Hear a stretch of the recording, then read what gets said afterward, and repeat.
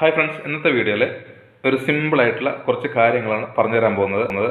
പ്രത്യേകിച്ചിട്ട് കുറച്ച് വർഷം മുമ്പ് വാങ്ങിയ ഫ്രിഡ്ജൊക്കെയാണ് ഉപയോഗിക്കുന്നതെങ്കിൽ നിങ്ങൾ എത്രയൊക്കെ കൺട്രോൾ ചെയ്ത് ഉപയോഗിച്ചാലും നിങ്ങളുടെ വീട്ടിൽ കറണ്ട് ബില്ല് കൂടാനുള്ള സാധ്യതയുണ്ട്. ഫ്രിഡ്ജ് മാത്രമല്ല, നമ്മൾ ഒരുപാട് ഇലക്ട്രോണിക്സ് ഐറ്റം ഉപയോഗിക്കുന്ന ആളുകളാണ് ഇപ്പോഴത്തെ ഒരു സാഹചര്യത്തിൽ. അപ്പോൾ നമുക്ക് ഏതാണ് നമ്മുടെ കറണ്ട് ബില്ല് കൂട്ടുന്ന ഒരു ഐറ്റം എന്ന് കണ്ടുപിടിക്കുക പറഞ്ഞാൽ പാടാണ്. അപ്പോൾ നിങ്ങളൊരു കാര്യം ശ്രദ്ധിക്കുക, ഇതുപോലെ കുറച്ച് പഴക്കം ചെന്ന ഫ്രിഡ്ജാണ് ഉപയോഗിക്കുന്നതെങ്കിൽ തീർച്ചയായിട്ടും നിങ്ങളുടെ കറണ്ട് ബില്ല് കൂടാനുള്ള സാധ്യത ഈ ഒരു ഫ്രിഡ്ജാണ്. ഇതുപോലുള്ള മിസ്റ്റേക്കുകൾ ചെയ്യാറുണ്ട്. അപ്പോൾ ആ മിസ്റ്റേക്ക് എന്തൊക്കെയാണ്, അത് കറക്റ്റ് ചെയ്ത് കഴിഞ്ഞാൽ നമുക്ക് കറണ്ട് ബില്ല് നല്ല രീതിയിൽ കുറയ്ക്കാൻ പറ്റുന്നതാണ്. എല്ലാ ദിവസവും കണ്ടിന്യൂസ് ആയിട്ട് വർക്ക് ചെയ്യുന്ന ഒരു സാധനം നമ്മുടെ വീട്ടിലെ ഫ്രിഡ്ജായിരിക്കും. അപ്പോൾ ഫാനാണെങ്കിലും TV തുടങ്ങിയ സാധനങ്ങൾ നമ്മൾ ചില സമയങ്ങൾ ഓഫ് ചെയ്യാറുണ്ട്. പക്ഷേ ഫ്രിഡ്ജ് മാക്സിമം നമ്മൾ ആരും ഓഫ് ചെയ്ത് വിടാറില്ല. നിങ്ങൾ ഈ രീതിയിലുള്ള ഫ്രിഡ്ജ് ഉപയോഗിക്കുന്ന ആളുകൾ തീർച്ചയായിട്ടും ശ്രദ്ധിക്കേണ്ട കുറച്ച് കാര്യങ്ങളുണ്ട്. എന്തൊക്കെയാണെന്ന് പറഞ്ഞുതരാം. നമ്മുടെ ഫ്രിഡ്ജിൻ്റെ മേൽഭാഗത്ത് ഇതുപോലെ സാധനങ്ങൾ വെക്കാറുണ്ട്. ഇത് കൂളിംഗ് വേണ്ട ഒരു സ്ഥലം എന്ന് പറഞ്ഞാൽ ഫ്രീസറാണ്. അപ്പോൾ ഫ്രീസറിൻ്റെ മേൽഭാഗത്ത് നമ്മൾ ഇതുപോലുള്ള സാധനങ്ങൾ വെക്കുകയാണെങ്കിൽ ഫ്രീസർ കൂളാവുന്നതിന് ഒരുപാട് സമയമെടുക്കും.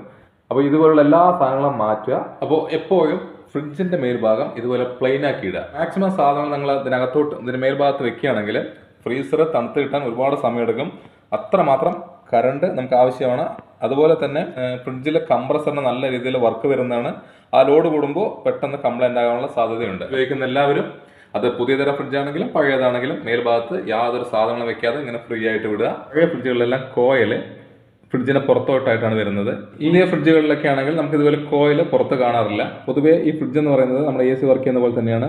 ഇടയ്ക്കിടയ്ക്ക് കട്ട് ഓഫ് ആയിട്ട് വീണ്ടും അത് സ്വിച്ച് ഓൺ ആവുകയാണ്. എപ്പോഴും ചുമരിൽ നിന്നും നമ്മൾ നല്ല ഒരു അകലത്തിൽ വേണം ഫ്രിഡ്ജ് വെക്കുന്നതിന്. മാക്സിമം ഒരു അര അടിയെങ്കിലും നിന്ന് ഫ്രിഡ്ജ് മാറ്റി വെക്കുക. ഇടയ്ക്കിടയ്ക്ക് കട്ട് ഓഫ് ആകാതിരിക്കുകയും ഫ്രിഡ്ജ് എപ്പോഴും വർക്ക് ചെയ്തുകൊണ്ടിരിക്കേണ്ട ആവശ്യം വരും. ആ ഒരു സാഹചര്യം വരുന്ന സമയത്ത് കറണ്ട് ബില്ല് നമ്മൾ ഉപയോഗിക്കുന്നതിൻ്റെ ഇരട്ടി കറണ്ട് ബില്ലാകാനുള്ള സാധ്യതയുണ്ട്. പിന്നെ അടുത്തത്, നമ്മുടെ ഫ്രിഡ്ജിൽ വർക്ക് ചെയ്യുന്നുണ്ടെങ്കിലും ചിലപ്പോൾ കൂളിംഗ് ഉണ്ടാവില്ല. അതിൻ്റെ മെയിനായിട്ട് കാരണം എന്ന് പറഞ്ഞാൽ കപ്പാസിറ്റർ, അതുപോലെ തന്നെ റിലേ തുടങ്ങിയ സാധനങ്ങൾ നമ്മൾ ഇടയ്ക്കിടയ്ക്ക് മാറ്റേണ്ട ഒരു ആവശ്യം വരും. കാരണം നമുക്കറിയില്ല ഫ്രിഡ്ജ് വർക്ക് ചെയ്യും, ഇതാണ്ടില്ലേ, അത് റിലേ ആണ്. ഈ റിലേ എല്ലാം കറക്റ്റായിട്ട് വർക്ക് ചെയ്യുന്നില്ല എന്നുണ്ടെങ്കിൽ ഇടയ്ക്ക് ചിലപ്പോൾ വോൾട്ടേജ് കൂടുന്ന സമയത്ത് അത് കംപ്ലൈൻ്റ് ആകാനുള്ള സാധ്യതയുണ്ട്. ഇടയ്ക്കിടയ്ക്ക് ഭയങ്കരമായിട്ട് സൗണ്ട് വരും. അതായത് കട്ട് ഓഫ് ആവുന്നത് വളരെ റിപ്പീറ്റായിട്ട് വരുന്ന ആ ഒരു സാഹചര്യം ഉണ്ടെങ്കിൽ തീർച്ചയായിട്ടും റിലേ പോയിട്ടുണ്ടാവും. അതുപോലെ തന്നെ തണുപ്പ് കുറവാണെന്നുണ്ടെങ്കിൽ തീർച്ചയായിട്ടും നമ്മൾ കപ്പാസിറ്റർ ചേഞ്ച് ചെയ്യുക. ഇതെല്ലാം നമുക്ക് വീട്ടിൽ തന്നെ ചേഞ്ച് ചെയ്യാവുന്ന കാര്യങ്ങളേ ഉള്ളൂ. നമുക്ക് ആരുടെയും സഹായമൊന്നും ആവശ്യമില്ല. പകല് നിങ്ങൾ സ്വിച്ച് ഓഫ് ചെയ്ത് കഴിഞ്ഞാൽ പെട്ടെന്ന് ഫ്രിഡ്ജിനകത്ത് കൂളിംഗ് കുറയുന്നതാണ്. അപ്പോൾ 3-4 മണിക്കൂറെല്ലാം നമുക്ക് ഫ്രിഡ്ജ് ഓഫ് ചെയ്തിടുന്നുണ്ടെങ്കിൽ രാത്രി നിങ്ങൾ ഓഫ് ചെയ്തിടുന്നതാണ് നല്ലത്. ഫ്രിഡ്ജിനകത്ത് തണുപ്പ് പെട്ടെന്ന് കുറയില്ല. അപ്പോൾ വലിയ കംപ്ലൈൻറ്റ് ഇല്ലാതെ ഇപ്പോൾ സാധനങ്ങൾ അതുപോലെ ചീത്തയാവാതിരിക്കും. കൂടാതെ കറണ്ട് ബില്ലും കുറയ്ക്കാൻ പറ്റും. പിന്നെ നമുക്ക് അടുത്ത് ശ്രദ്ധിക്കേണ്ടത് അകത്തോട്ടാണ്. അകത്തോട്ട് എന്ന് പറഞ്ഞു കഴിഞ്ഞാൽ മെയിനായിട്ട് ഫ്രീസർ. മേൽഭാഗത്ത് സാധനങ്ങൾ ഒഴിവാക്കി കഴിഞ്ഞാൽ തന്നെ ഫ്രീസർ പെട്ടെന്ന് കൂളാവുന്നതാണ്. പിന്നെ അടുത്തൊരു പ്രശ്നം എന്ന് പറഞ്ഞാൽ ഇതുപോലെ ഐസ് പെട്ടെന്ന് കട്ടിപിടിക്കും. അപ്പോൾ ഒരുപാട് ഐസ് കട്ടിപിടിച്ച് കഴിഞ്ഞാൽ നല്ല രീതിയിൽ ഫ്രിഡ്ജ് വർക്ക് ചെയ്യേണ്ടത് ആവശ്യം വരും. അപ്പോൾ നിങ്ങൾ മാക്സിമം ശ്രദ്ധിക്കുക, ഐസ് ഒരുവിധം കട്ടിയാവുന്ന സമയത്ത് ഡീഫ്രോസ്റ്റ് ചെയ്ത് കൊടുക്കുക. അതുപോലെ ചെറിയ രീതിയിലുള്ളൊക്കെയാണ് ഐസ് ഉള്ളതെങ്കിൽ നമുക്ക് മാറുന്നതിന് വേണ്ടിയിട്ട് സിമ്പിളാണ്. നമ്മൾ കുറച്ച് ഉപ്പ് എടുത്തതിന് ശേഷം ജസ്റ്റ് ഒന്ന് പുരട്ടി കൊടുക്കുക. ഉപ്പൊന്ന് പുരട്ടി കൊടുത്തു കഴിഞ്ഞാൽ നമുക്ക് പെട്ടെന്ന് ഈ ചെറിയ ഐസ് എല്ലാം അലിഞ്ഞു പോകുന്നതാണ്. ഇനി അടുത്ത് ശ്രദ്ധിക്കേണ്ടത്, നമ്മൾ ഫ്രിഡ്ജിനകത്തോട്ട് ഒരുപാട് സാധനങ്ങൾ കുത്തി നിറച്ച് വെക്കാതിരിക്കുക. കാരണം ഒരുവിധം എയർ സർക്കുലേഷൻ ഉണ്ടെങ്കിലേ ഫ്രിഡ്ജ് കറക്റ്റായിട്ടുള്ള തണുപ്പ് എല്ലാ സാധനങ്ങൾക്കും എത്തുകയുള്ളൂ. അതുപോലെ തന്നെ അപ്പോൾ ഫ്രിഡ്ജിൻ്റെ കംപ്രസറിന് ഒരുപാട് വർക്ക് ചെയ്യേണ്ട ആവശ്യം വരില്ല. നമ്മൾ ഫ്രിഡ്ജിൽ എപ്പോഴും കുറച്ച് ഗ്യാപ്പ് ഇട്ട് മാത്രം സാധനങ്ങൾ വെക്കുക. ഇനി അടുത്ത് ശ്രദ്ധിക്കേണ്ട ഒരു കാര്യം എന്ന് പറഞ്ഞാൽ നമ്മൾ ഫ്രിഡ്ജിൽ പല സാധനങ്ങളും വെക്കാറുണ്ട്. പക്ഷേ പല സാധനങ്ങൾ ഫ്രിഡ്ജിൽ വെക്കേണ്ട ആവശ്യം പോലും ഇല്ല. പ്രത്യേകിച്ചിട്ട് ഇതുപോലെയുള്ള പാക്കറ്റ് പാലുകളൊക്കെ നിങ്ങൾ ഉപയോഗിക്കുന്ന ആളുകളാണെങ്കിൽ ഫ്രിഡ്ജിനകത്ത് വെക്കേണ്ട കാര്യമില്ല. നമുക്ക് എത്ര ദിവസങ്ങൾ വേണമെങ്കിലും നമുക്ക് പുറത്ത് വയ്ക്കാവുന്നതാണ്. നമ്മൾ കടകളിലെല്ലാം കാണുന്നതാണ്. പൊട്ടിച്ചാൽ മാത്രം നമുക്ക് ഫ്രിഡ്ജിനകത്തോട്ട് വയ്ക്കുക. ഭക്ഷണ സാധനങ്ങൾ നമ്മൾ ഫ്രിഡ്ജിനകത്തോട്ട് വെക്കുകയാണെങ്കിൽ അത് ഒരുവിധം, അതായത് നോർമൽ ടെമ്പറേച്ചർ ആവുന്നവരെ നമ്മൾ പുറത്ത് വെച്ചതിന് ശേഷം മാത്രമേ ഫ്രിഡ്ജിനകത്തോട്ട് കയറ്റി വയ്ക്കാൻ പറ്റുള്ളൂ. ചൂടോടെ നമ്മൾ ഫ്രിഡ്ജിനകത്ത് സാധനങ്ങൾ വെക്കുകയാണെങ്കിൽ കറണ്ട് ബില്ല് കൂടുന്നത് മാത്രമല്ല അത് പെട്ടെന്ന് ചീത്തയാവുന്നതാണ്. അപ്പോൾ ഒരു നോർമൽ ടെമ്പറേച്ചർ ആയതിനു ശേഷം മാത്രം ഭക്ഷണങ്ങൾ ഫ്രിഡ്ജിനകത്തോട്ട് കയറ്റി വയ്ക്കുക. നല്ല രീതിയിൽ തണുപ്പ് ആവശ്യമാണ്. അപ്പോൾ കംപ്രസർ അതിനനുസരിച്ച് വർക്ക് ചെയ്യേണ്ടി വരും. അങ്ങനെയും നിങ്ങൾക്ക് കറണ്ട് ബില്ല് കൂടുന്നതാണ്.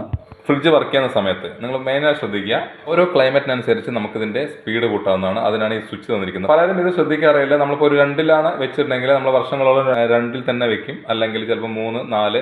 നമ്മൾ വെച്ചിരിക്കുന്നത് 2-ലാണ്. കാരണം ഒരുവിധം സാധനങ്ങൾ ഉള്ളതെങ്കിൽ നമുക്ക് 2-ൽ വെച്ച് കഴിഞ്ഞാൽ പെർഫെക്റ്റ് ആയിട്ടുള്ള തണുപ്പ് കിട്ടുന്നതാണ്. മാക്സിമം 5-ൽ ഉപയോഗിക്കേണ്ട യാതൊരു കാര്യമില്ല. 2, 3 ഈ ഒരു ടെമ്പറേച്ചറിൽ വെക്കുകയാണെങ്കിൽ നമുക്ക് ഓൾമോസ്റ്റ് ഒരു സാധനങ്ങളും കംപ്ലൈൻ്റ് ആവില്ല. ഫ്രിഡ്ജിന് വർക്ക് ലോഡ് കുറയുന്നതാണ്, കംപ്രസറിന് വർക്ക് ലോഡ് കുറയുന്നതാണ്, ഫ്രിഡ്ജ് കുറേ കാലം നിൽക്കുന്നതാണ്. അതുപോലെ തന്നെ മറ്റുള്ള പാർട്സുകൾക്ക് കംപ്ലൈൻറ്റ് വരുന്നത് തടയാനും പറ്റും. പഴക്കം ചെന്ന ഫ്രിഡ്ജാണെങ്കിൽ നമുക്ക് ക്ലോസ് ചെയ്ത് കഴിഞ്ഞാലും ഇത് പൂർണ്ണമായിട്ട് ക്ലോസ് ചെയ്യണമെന്നില്ല, നമുക്ക് അറിയില്ല. പക്ഷേ തണുപ്പ് പുറത്തോട്ട് പോയിക്കൊണ്ടിരിക്കുന്നുണ്ടാവും.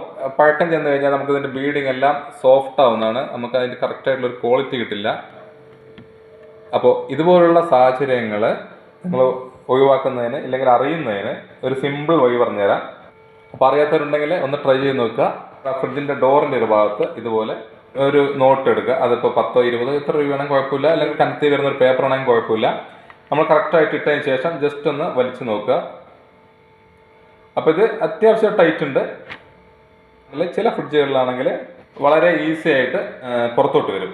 ഇങ്ങനെ വരികയാണെങ്കിൽ തീർച്ചയായിട്ടും ഫ്രിഡ്ജിൻ്റെ ബീഡിങ് എല്ലാം കംപ്ലൈൻറ്റ് ആയിട്ടുണ്ടാകാനുള്ള സാധ്യതയുണ്ട്.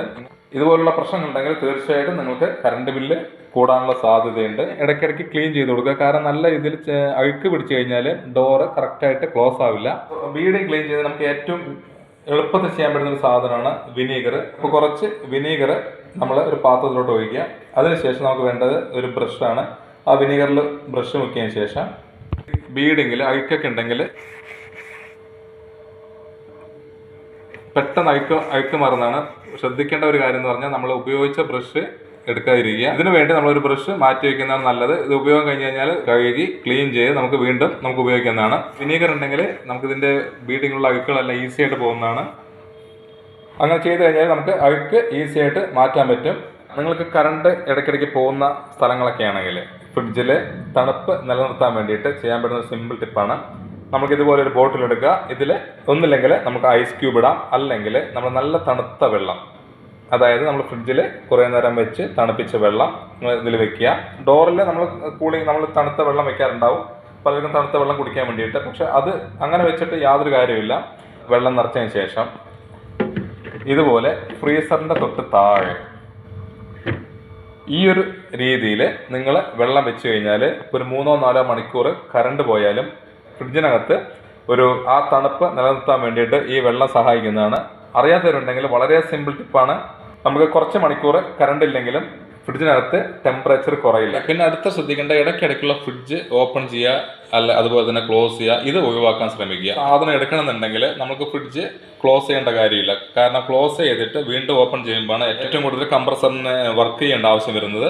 നിങ്ങൾക്കൊരു സാധനം എടുക്കാനുണ്ടെങ്കിൽ നമുക്കൊരു സാധനം എടുക്കാം, ഇല്ലെങ്കിൽ 2-3 സാധനങ്ങൾ പച്ചക്കറി വെക്കാനുണ്ടെങ്കിൽ നിങ്ങൾ പച്ചക്കറി മുഴുവൻ വെച്ചതിന് ശേഷം മാത്രം നിങ്ങൾ ഡോറ് ക്ലോസ് ചെയ്യുക. അല്ല, ബേസിക് ആയിട്ടുള്ള കാര്യങ്ങളാണ്. അപ്പോൾ ഇതുപോലെ ഉള്ള കുറച്ച് കാര്യങ്ങൾ നമ്മൾ ഫ്രിഡ്ജിൽ ശ്രദ്ധിച്ചു കഴിഞ്ഞാൽ നിങ്ങൾക്ക് കറണ്ട് ബില്ല് നല്ല രീതിയിൽ കുറവ് വരുന്നതാണ്.